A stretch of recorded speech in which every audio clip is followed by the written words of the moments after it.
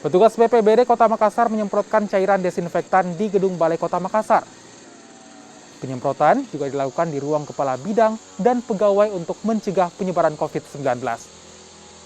Selain menyemprotkan desinfektan ke kantor pemerintahan, pemerintah Kota Makassar juga kembali menerapkan sistem kerja bergantian atau shift.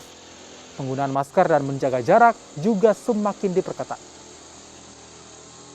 Hari ini BPBD Kota Makassar melakukan kegiatan penyemprotan disinfektan di gedung Balai Kota, lantai 1 hingga lantai 11, kemudian di gedung museum. Kemudian terjadwal sampai hari Selasa di gabungan dinas dan di kompleks Teduh Bersinar.